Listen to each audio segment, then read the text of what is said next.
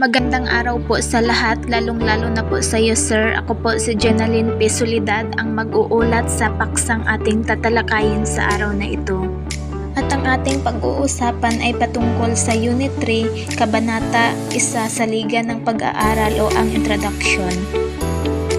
Ang kabanatang ito ay napakahalaga sa pananaliksik dahil dito ay buuin ang mga konsepto kung ano ang gustong mangyari sa pananaliksik, kung ano ang mga gustong tutuklasin at kung paano ito buuin o gagawin. So tatalakayin din dito sa kabanatang ito ang mga rasyonal, batayang theoretical, batayang conceptual, paradigm, suliranin ng pag-aaral, saklaw at limitasyon, kahalagahan ng pag-aaral at ang katuturan ng mga katawagang ginamit. At ngayon, ang una nating pag-uusapan ay patungkol sa rasyonal. Bilang isang mananaliksik, ano nga ba ang ibig sabihin ng rasyonal at gaano ito kahalaga?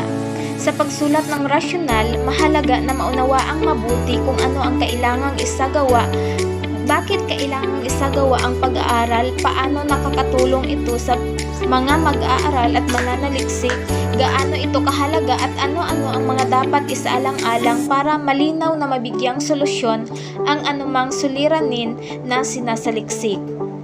Bilang isang mananaliksik, mahalaga na alam mo kung para saan yung pag-aaral na ginagawa mo, paano ba ito nakakatulong sa iyong kapwa at ano-ano ba ang magiging epekto o resulta ng pananaliksik na iyong ginagawa.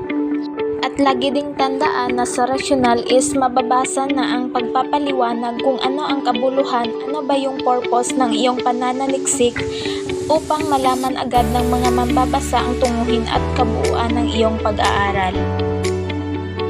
Next is strukturang rasyonal. Ano ba dapat ang maging structure ng iyong rasyonal? So karaniwang nagsisimula sa panglahatang pagpapahayag ng suliranin na nakatuon sa tiyak na suliranin ng pananaliksik. So sa simula is nilalahad mo na yung mga suliranin ng iyong pananaliksik. At sa bahaging ito ay binibigay mo bilang mananaliksik yung mga paunang paliwanag kung ano ba yung purpose mo, bakit isinagawa mo yung pag-aaral o yung pananaliksik na yun.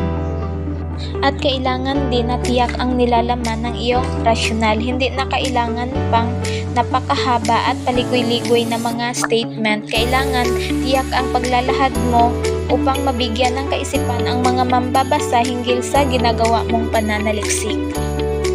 At ang panghuli ay ang pagsasama ng kaugnay na literatura.